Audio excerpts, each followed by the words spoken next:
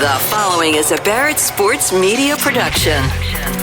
There are two sides to the broadcast industry: content creators and moneymakers. This podcast is for that second group: sellers, buyers, managers, anyone with an interest in business. You're all welcome here. This is Seller to Seller. Now, here's your host, Jeff Cabes. Alec Drake is president of Drake Media Group, a sales consulting company. His company offers a range of expertise, including sales operations, team, individual coaching, yield and revenue management strategies, where I think he's a guru, and sales content marketing. Regular writer for Radio Inc. magazine. You may have read him there. He has insights 24/7 in his free sales success library at alecwithacdrake.com. In his radio career, most recently the DOS for Cumulus Dallas, where he managed The Ticket sports radio from 2009 to 2021. With what's going on in the Dallas market and what may happen in other markets in Florida and elsewhere, competition that comes in right against you, right alongside you, direct format competitors, and in sales, how we handle that. So you've got experience with it in your entire radio career in rock and sports talk. So let's just cover that. I want to hear your experiences when you got direct format competition in those formats out. Okay, great. Well, anyone who's been in the business any length of time at some point is going to have that format competitor. I mean, we know it's a very competitive environment regardless, but when you've got that format competitor that comes in and comes right at you, that's a little bit of a different ball game. And my first experience with that was actually as local sales manager for a heritage rocker in San Antonio, KISS, the actual call letters, by the way, KISS FM. And we had a direct competitor come in, Kexel, KEXL. It was owned by Lotus. This is back in the 80s. And but when you've been in the business a long time, your stories go back sometimes.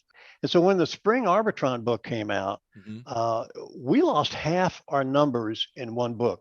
We went from a 12-1 share to a 5-9 share, 12 plus. Wow. And it was devastating in the first 24 hours because frankly, it was a much bigger hit than we anticipated.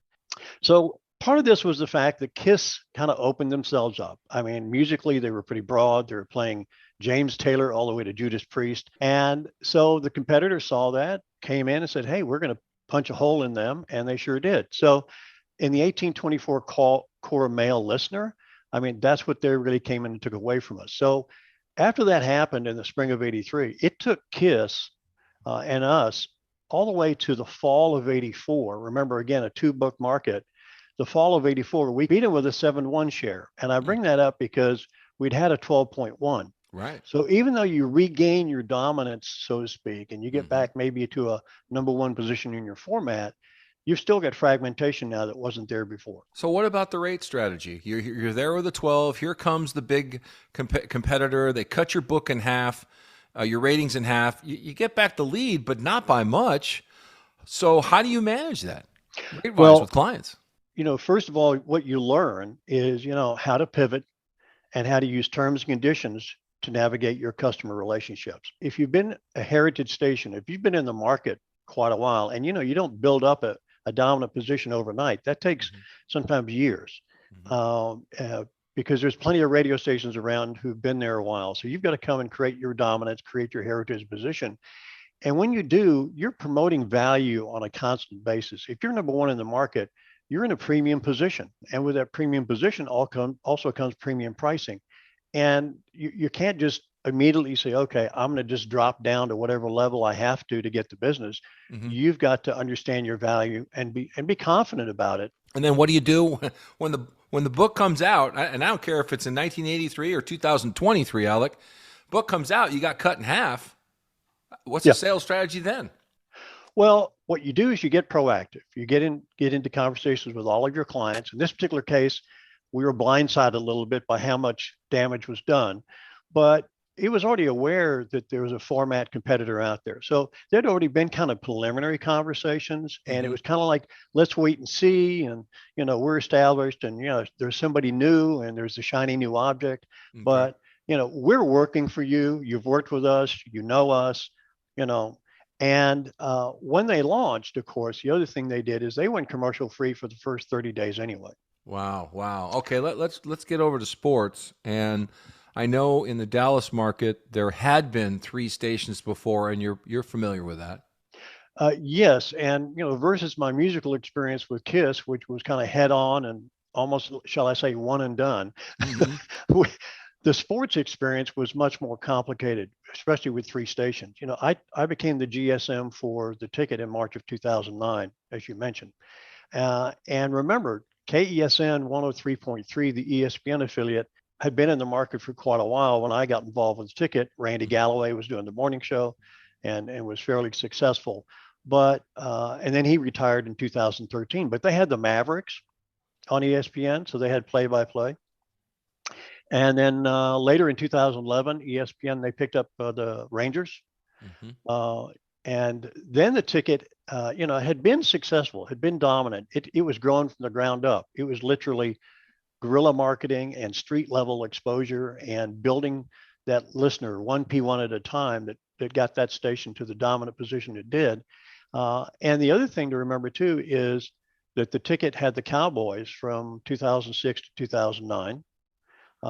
So when you look at these kind of competitive situations, especially in sports and news talk, I think there's more things that go into it. And then what happened, we did get to three stations when the Fan launched, KRLD FM, the Fan launched in 2008. But something else happened in 2008, at the end of 2008, and that was the financial crisis. Right. And so Good when you have point. a macro event like that, everybody loses Yeah, and similar to the gets knocked. pandemic. Exactly. So everybody kind of gets knocked down. And so the fans' impact wasn't kind of as feeling as direct as it might have because Hmm. there was this tsunami that came in and things started to rebound by 2010. And of course, by that point, you've got that second competitor in the market. You start to feel more the impact of the fragmentation of dollars. You feel the need to highly differentiate. Now, the ticket was continuing to be the big dog, if I can use that phrase, but it wasn't a cakewalk. I mean, you earn it every day. And when you're the king of the hill, everybody wants to knock you down. On the sales side, you've really got to be managing your relationships. You've got to back up again the premium position that you represent So in what you the say, market. what you mean by that, Alec, is that during that time period with these competitors, you had to make the call each month. You had to make sure the billing was right. You had to call them back. You had to proactively bring them opportunities. You couldn't just know that, oh, I got 5 months to that renewal. I'll talk to them when I need to talk to them. Is that what you're saying? Exactly what I'm saying. There's the old adage that, competition actually makes you better. Hmm. And if you have more competition, you've got to get better even still. And sometimes what you find out in that is you find out where you have points of weakness and it gives you a chance to improve that. For example, you can have a moderate station with a really strong sales staff that does pretty well. Hmm. You can also have a really strong station with an average sales team that can do okay. Yeah. So you learn a lot with competition, and with each experience, each customer meeting, each negotiation, you fine tune and you learn where you need to improve your communication or improve your process, or frankly, fine tune your terms and conditions. And I've touched on that earlier. I think that's a hallmark of how I always looked at doing business is to be transparent, let people understand where the choices are and understand where you can compete and where you cannot compete. It doesn't do any good to try to chase somebody down to the bottom of a rate ladder. Right. That's not See a at the winning bottom. position, right? Yeah. All right. Question. So let's just say you're the market leader and you've been in that role. You got a new format competitor. What are some tips and what are some ideas in that client relationship and how to manage that? Well, I mentioned, first of all, you never really want to be confident. Excuse me, you never want to be arrogant. You want to be confident. Hmm. So part of managing that relationship is kind of like, say what you mean and mean what you say. Hmm. You've got to back up your commitments. You've got to look at what you commit to. You've got to look at continuing to add value. You can't just sit there and say, well, we're still number one in the market. I mean, the last thing that we did at Ticket all those years is we never talked about ratings. We might have had other people talk about ratings, but out on the streets when you're selling, it really gets down to what are you bringing to the table that can solve somebody's problems? What are you doing that's a solution for me as a business that can bring customers in my front door? All right. Can you So in other can words, you deliver? so we hear that all the time, and I'm just saying I get that, right? So we talk about adding value. Okay, Yeah, well, if I'm sitting here listening to this, some guy thinks I'll just bring donuts on Friday. Another person thinks, well, then maybe I should give them a free billboard on the weekend show. There's so many different ways to add value, and we throw that term out there, Alec, right. but we need to determine what the client sees as value, right? And then execute that rather than just not communicate. Well, communication is paramount.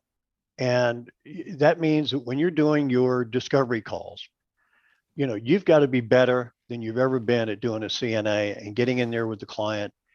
And one of the things that you and I have talked about before too, Jeff, especially with a brand as strong as the Ticket, you didn't have to explain the product. And a lot of times, I used to say to the sales team, there's three ways we do business. You've got a P1 who owns the business and wants to be on the station. Frankly, sometimes even if it's not the right fit, but they don't care. Right. They want to be on the station because they want their buddies to hear them on the station. Usually our best clients. Yeah. So sometimes P1. you've got the P1 business person, then you've got the business person whose customers are P1s. And they're saying all the time, hey, you ought to advertise on the Ticket. So that creates business. And then you've got all the effort and work that the sales team goes out and produces in terms of people who don't naturally come towards the station. So you've got these different constituencies of clients. And when we talk about communication, you got to understand who you're talking to and what is specific to them that you can deliver. Yeah, value gets tossed around, but I think it gets down to value is a different position for different people. I might be a business that is trying to reach a smaller group. I might be in a niche position. How are you going to help me do that? Maybe it's not a schedule that runs 24/7 across my station for a broad audience. Maybe you're part of a sponsorship in a very key area that associates you with a specific listener group. So we can get into the individual specifics, but I think a lot of this is understanding, listening, understanding, communicating, and then you've obviously got to be up on your product and be very aware of what is going to come in and make sense. And you've got to prove your worth as a salesperson. All right, let's look at the other situation. What if you are the format competitor that's new, and how would you treat the clients that have been on your station and you flip format? And then how would you treat the clients of the competitor, the heritage station that you want to take clients from? You're not launching a new stick in the market. You're changing formats. So you've got relationships, you've got business, and from a business standpoint, you don't want to just blow all that up. You want to try to hold on to as much of that as you can, if it makes sense to cross the threshold from one format to another. It depends on how dramatic that is. If we look at what's happening in Dallas, Eagle is already attracting men. It's a rock station. There was already duplication there. So in that specific example, there's an existing client base that they want to hold on to. Then they want to look at the incremental benefit of going after people that are advertising on the Ticket. But you know what? They've probably been going after the Ticket advertisers for years already. So I think sometimes it's what market situation are you dealing with when a competitor, if you're the competitor coming in. You want to look, you're making a change for also another reason is you're making a change because what you were doing wasn't working. And that's telegraphed to the market as well. So good point. I think you've got to make sure you communicate clearly to the business community, why did you make this change? So they understand not just there's an alternative, but why is there an alternative and what happened to what you were doing? Because guess what? I was advertising on that station until you changed formats. I think as you're the competitor, you're not only managing the existing relationships you have, at the same time, you're trying to go after new relationships in the market. And that frankly can be a lot to juggle, and it's not easy. Both sides. So what about pricing strategies when you're the competitor coming in? Do you think you should go low and fill it up and show that you're busy and all that? Well, I'm going to go back to my experience in the 80s with what we did at KISS when we were the dominant station, lost half our numbers, and that competitor came in that was Kexel. As I mentioned, they went commercial free for the first month. No surprise. Okay. They were trying to get everybody to tune in, no commercials, and it was a music station. So why not? What we realized once they came out and things started becoming public about what they were doing is their rates were coming out at 15 to 20% of where our rate card was. So they were coming in and lowballing like crazy. Sure. We certainly couldn't drop 80% in rate to try to compete with that. It would have been crazy. And it would have negated a lot of the relationships and the protection we had in place for our clients.